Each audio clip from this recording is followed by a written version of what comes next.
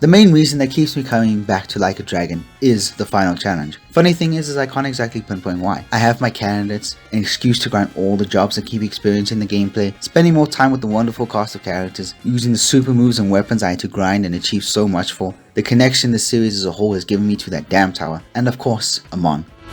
The true Final Tower was originally a DLC edition to the original Japanese version. Since it must have come out before the English or Western, whatever you prefer version, it was added at launch to that version and had its trophy attached. With that, it was now tied to the Platinum, and the most RPG meta aspect came into play. If you want it, grind, get lucky, or just don't get it at all. The tower is mostly the same as its predecessor, that itself being an upgraded challenge of the story's version, except here everything, mostly, has been turned up all the way to max, or, well, most of the enemies are level 99, hit like trucks, regularly dishing out damage over 1000 hit points, and are able to tank multiple powerful attacks. There's no doubt, improvisation isn't going to help you here. The way forward from here is grinding, studying, using the systems in your favor, hello to the courage pendant gear, and using the game's tricks in your favor. Clever use of your own smarts here allows you to skip some fights and cheese your way through the others, mostly through guides or the game's tools at your disposal. Gathering intimate knowledge of each fight is key to making it through the 3-hour tower. Attack with anything but what the enemies are weak to and you're in for a world of trouble. There's no brute forcing your way through here, well, at least not at the end. Use of palm mates, healing items, status items, and the multiple categories of skills is a must, and the use of all tools will help out immensely. If ever there's an event that's going to make you the most out of everything in this game, it's this. I learned the ins and outs of all the game's systems relating to health, combat, abilities, stats, and jobs while preparing for this. It is quite fitting that the last thing on the game's to-do list is what taught me best. It's why I generally do recommend getting all the characters' jobs up to level 99. It teaches so much about the game's systems and how they interact with each other through the best means possible, actual experience. The fact that only green dot marked skills under the job skills tabs don't stay with you when switching jobs is something I only really understood while leveling.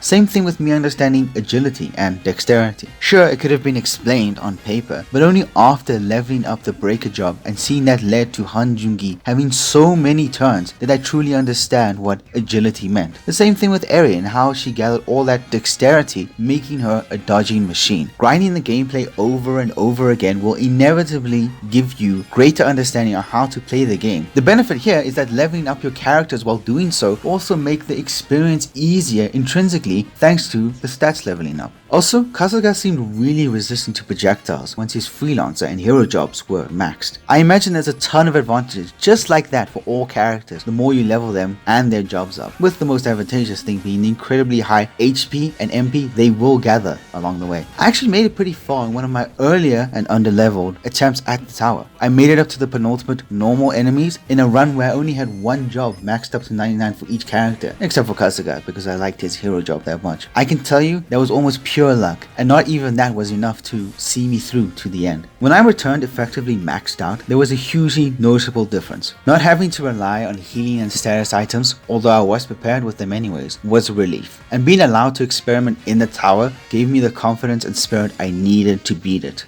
As with all AMON encounters in the series, I always say there's no shame in a guide. Not once have the guides made the fight easy, especially early on in your experience with the series. They are life, or more accurately, motivation savers. Knowing to rely on the uncomfortably none summon after AMON uses malicious grin is possibly the only way you're making it through that fight, at least for this true final run. A fight that I may remind you most likely took around 2 hours to get to. Other systems that help, such as getting an additional pendants randomly and by chancing gold safes in dungeons, is down to exploration and knowledge of the game's systems. By the way, there are 2 guaranteed pendants available through a gold safe at the back of Sunlight Console, that's accessible after chapter 12, and 1 through a part-time hero quest. The other 2 or more are down to chance. Most likely they will spawn in the gold safes in the Kamurocho underground dungeon, but it's not a guarantee. I seem to recall obtaining one underneath a vending machine in the Tokyo district, but I can't say for sure. All I know is my final one came from the final time I had to touch a gold safe in the underground dungeon in Kamurocho. Knowing how and where to find golden keys is completely optional. It's by picking the 4-man drummer's Kasuga and obtaining the skill to knock down walls made of steel and yellow construction tape. There are multiple shops around Ijincho selling these usable golden keys, and you'll need a lot of keys as the safes restock in the dungeons every time around. This is another aspect of the game that is really encouraged here for a much easier time.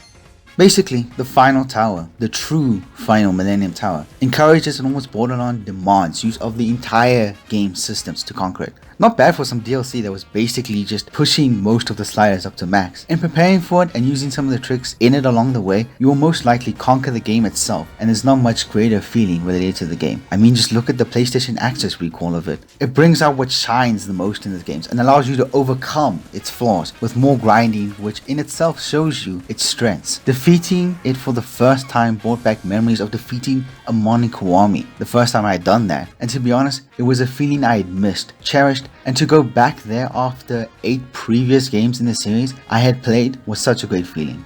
The best part is, unironically, being able to do it all again, with it still being a challenge, as it does go up against the built-in mechanical limitations, like player and enemy levels, both in terms of character levels and jobs level. It will never be too easy, from attempt number 1 to 100, and improving, that is understanding the systems of the game more and more, each time is its own reward in a way I don't think I can adequately describe, but I can say it makes me feel great and I do want to do it again.